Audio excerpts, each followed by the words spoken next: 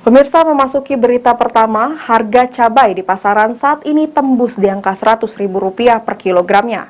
Oleh karena itu, kelompok tani wanita diminta untuk menanam cabai di lahan pertanian miliknya.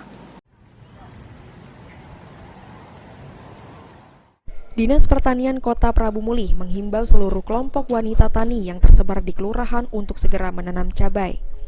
Imbauan tersebut disampaikan karena saat ini harga cabai sudah sangat tinggi mencapai Rp100.000 per kilogramnya. Kepala Dinas Pertanian Alfian mengaku sebelumnya sudah membagikan bantuan P2L Pekarangan Pangan Lestari berupa bibit cabai ke kecamatan. Pihaknya meminta bantuan tersebut disalurkan ke KWT atau di lingkungan RT RW wilayah P2L. Dengan menanam cabai di pekarangan diharapkan dapat memenuhi kebutuhan cabai masyarakat tanpa harus membeli ke pasar. Selain itu, mampu mengintervensi harga cabai menjadi lebih stabil.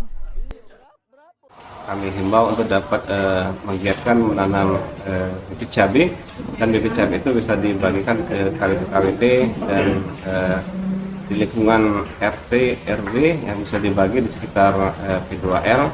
Jadi dengan harapan KWT melalui P2L menanam bibit cabai dapat membantu sedikit banyaknya mengurangi membeli cabai langsung ke pasar dan membantu rumah tangga bisa mencabai dari pekarangannya masing-masing.